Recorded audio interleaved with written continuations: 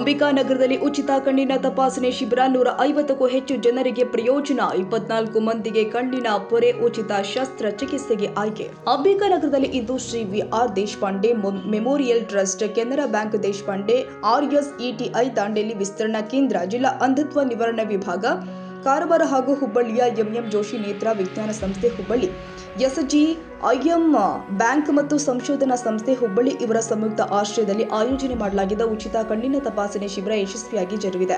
ಅಂಬಿಕಾನಗರ ಸುತ್ತಮುತ್ತಲಿನ ಗ್ರಾಮಗಳು ಹಾಗೂ ಕಾಲೋನಿಗಳಿಂದ ಹಿರಿಯರು, ಮಹಿಳೆಯರು, ಕಾರ್ಮಿಕರು ಹಾಗೂ ವಿದ್ಯಾರ್ಥಿಗಳು ಹೆಚ್ಚಿನ ಸಂಖ್ಯೆಯಲ್ಲಿ ಹಾಜರಾಗಿ ಶಿಬಿರಕ್ಕೆ ಉತ್ತಮ ಸ್ಪಂದನೆ ಕೊಟ್ಟಿದ್ದಾರೆ.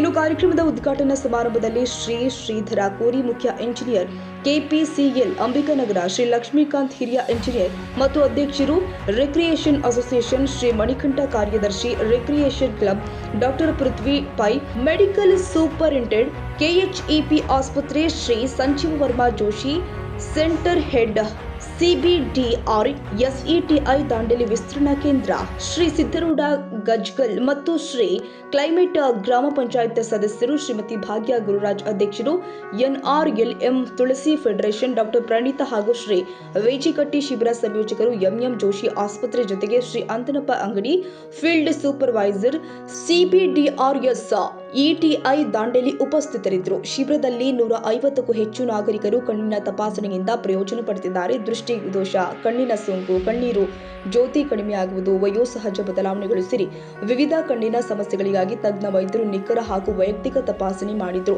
ತಪಾಸಣೆಯ ವೇಳೆ ಕಣ್ಣಿನ ಪೊರೆ ಸಮಸ್ಯೆ ಕಂಡು ಬಂದ 24 ಜನರನ್ನ ಮುಂದಿನ ದಿನದಲ್ಲಿ ನಡೆಯಲಿರುವ ಉಚಿತ ಶಸ್ತ್ರಚಿಕಿತ್ಸೆಗೆ ಆಯ್ಕೆ ಮಾಡಲಾಗಿದೆ.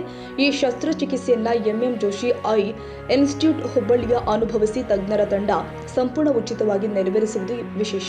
ಅತಿಥಿಗಳು ಮಾತನಾಡಿ, ಕಣ್ಣಿನ ಪೊರೆ ಸಮಸ್ಯೆ ವಯೋವೃತ್ತದಲ್ಲಿ ಸಾಮಾನ್ಯವಾಗಿದ್ರೂ ಕೂಡ ಸರಿಯಾದ ಸಮಯದಲ್ಲಿ ಚಿಕಿತ್ಸೆ ಪಡೆಯದಿದ್ರೆ ಕಣ್ಣಿನ ಬೆಳಕು ಶಾಶ್ವತವಾಗಿ ಹಾನಿಯಾಗಬಹುದು.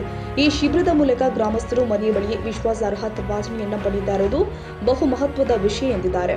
ಸ್ಥಳೀಯ ಸಂಸ್ಥೆಗಳ ಸಮನ್ವಯ, ವೈದ್ಯಕೀಯ ತಂಡದ ಸೇವಾ ಭಾವ ಮತ್ತು ಆಯೋಜಕರ ಸಮರ್ಪಿತ ಕಾರ್ಯದಿಂದ ಶಿಬಿರವು ಅತ್ಯಂತ ಪರಿಣಾಮಕಾರಿಯಾಗಿ ನಡೆದಿದೆ. ಬಹುಸಂಖ್ಯೆಯ ಜನ ಪ್ರಯೋಜನ ಪಡೆದುಕೊಂಡಿರುವುದು ಈ ಕಾರ್ಯಕ್ರಮದ ಯಶಸ್ಸಿನ ಸೂಚಕವಾಗಿದೆ ಅಂತ ಆಯೋಜಕರು ತಿಳಿಸಿದರು.